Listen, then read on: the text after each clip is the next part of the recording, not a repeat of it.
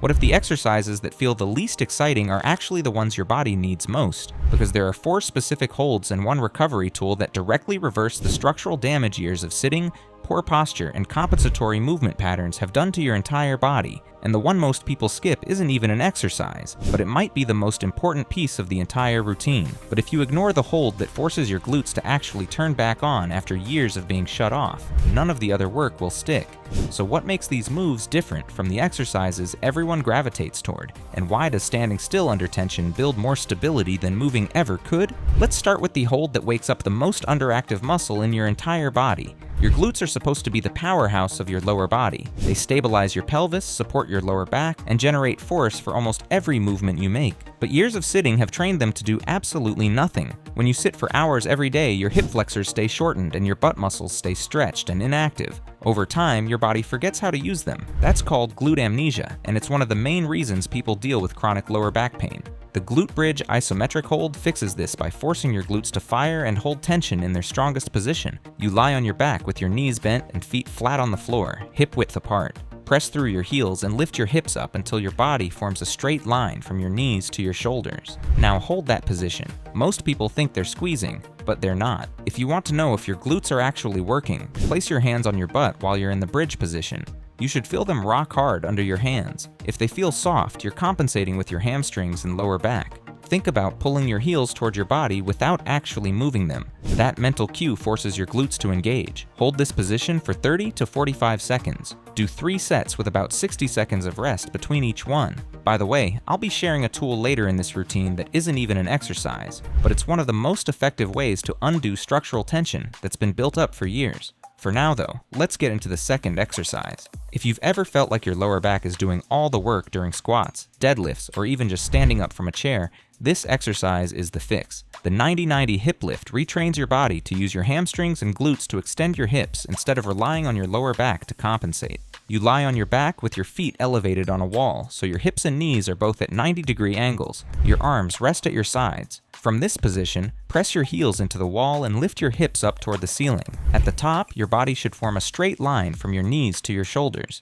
just like the glute bridge. But the wall changes everything. With your feet elevated, your hamstrings have to work significantly harder. And because your feet are locked in place against the wall, your body can't cheat by pushing through your toes or shifting your weight forward. The work stays exactly where it needs to be, in your glutes and hamstrings. Lift your hips, hold at the top for 2 to 3 seconds, then lower back down with control. That's 1 rep. Do 10 to 12 reps for 3 sets, and pay close attention to where you feel this. You should feel it deep in your glutes and the back of your thighs. If you feel it primarily in your lower back, your glutes still aren't firing properly. The reason this exercise is so effective is because it isolates the posterior chain, the muscles on the backside of your body, and forces them to work without your hip flexors or lower back taking over. Most people are quad dominant and lower back dominant because sitting keeps those muscles active all day. This move rebalances that pattern by teaching your body to extend from the hips, not the spine. And once your posterior chain learns to engage properly here, every other movement you do gets better. Now, if these exercises are clicking for you so far, you're starting to see what most training programs completely miss. That's exactly why I created the Reset Your Body Blueprint that takes this exact approach even further. It's the complete system of stability work, deep core integration, and mobility patterns that keeps your body feeling strong and pain-free long-term. It's designed to work alongside everything you're learning here so the results actually stick. Check the link in the description or scan the QR code if you want the full toolkit. Alright, let's keep moving. Single leg stability is something most people don't train, and that's a problem. When you walk, climb stairs, or stand on one foot to put on your shoes, your body has to stabilize on a single leg. But if you never train that stability, your hips wobble, your knee caves inward, and your lower back compensates. The split squat iso hold builds the strength and control your body needs to handle single leg demands without falling apart. You stand in a split stance with your right foot forward and your left foot back, like you're about to do a lunge. Your front foot is flat on the ground, and your back foot is up on the ball of the foot. Lower yourself down until your front thigh is parallel to the ground, and your back knee hovers just above the floor. Now hold that position. Your front leg is doing most of the work, but your back leg is providing balance and support. The longer you hold this position, the more you'll feel your front glute, quad, and the stabilizing muscles around your hip firing to keep you steady. And that wobble you feel? That's your body learning to stabilize. Don't fight it. Let your muscles figure it out. Hold for 30 to 45 seconds on each leg. Do 3 sets per side. And keep your torso upright. Don't lean forward to make it easier. Leaning forward shifts the load onto your lower back and defeats the purpose. Stay tall, chest up, and let your legs do the work. Single leg strength is one of the most underrated aspects of injury prevention. When one leg is stronger or more stable than the other, your body compensates with rotation and shifting that puts extra stress on your hips, knees, and lower back. Training both legs independently like this evens out those imbalances and makes your movement patterns cleaner and safer. The wall sit is simple, boring, and brutally effective. There's no movement, no variety, just you, a wall, and your legs screaming at you to quit. And that's exactly why it works. You lean your back against a wall and slide down until your thighs are parallel to the ground. Your knees should be at 90 degrees, directly over your ankles. Your back stays flat against the wall. Your arms can hang at your sides or rest on your thighs. Now you hold. Within 20 seconds, your quads start to burn. Within 40 seconds, they're on fire. Within a minute, you're in a mental battle with yourself. The wall sit builds muscular endurance in your quads and glutes by forcing them to sustain tension without any relief. There's no eccentric phase where the muscle gets to relax. There's no momentum to help you, just constant, unrelenting load. The goal is to hold for 60 to 90 seconds. If you can't hit 60 seconds yet, that's fine. Start with 30 and build from there.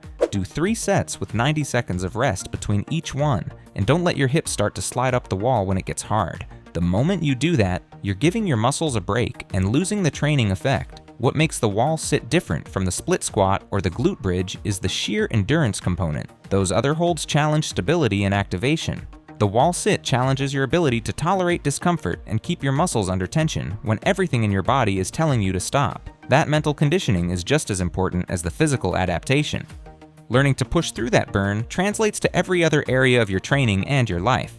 This is the piece most people skip, and it's not even an exercise, it's a recovery tool. But if you've spent years sitting hunched over a desk, your mid-back, your thoracic spine, is locked in a rounded position. That rounding doesn't just affect your posture, it limits your shoulder mobility, compresses your rib cage, and makes it harder to breathe deeply. Foam rolling your thoracic spine is one of the fastest ways to undo that damage. You place a foam roller horizontally on the ground and lie back on it so the roller is positioned across your mid-back, right around your shoulder blade level. Your feet are flat on the floor, knees bent. Cross your arms over your chest or place your hands behind your head for support. Now gently arch backward over the roller, extending your mid-back over it. This isn't a fast rolling motion. You're not rolling up and down your spine like you're massaging a sore muscle. You're using the roller as a fulcrum to extend your thoracic spine in the opposite direction of the rounded position it's been stuck in.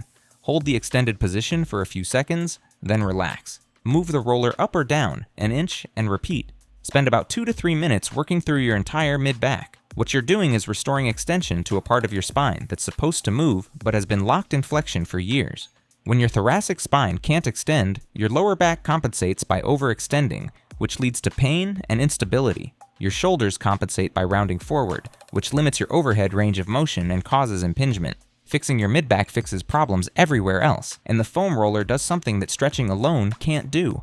It applies direct pressure to the muscles and fascia surrounding your spine, breaking up adhesions and releasing tension that's been built up over time. You're not just stretching the tissue, you're reorganizing it. None of these moves are flashy, none of them will make you feel like you crushed a workout. But that's not the point. The point is building the stability, endurance, and structural integrity your body has been missing for years. The results won't show up in a day, but they'll show up. And don't forget to check out that Reset Your Body blueprint in the description if you want the full system that ties all of this together.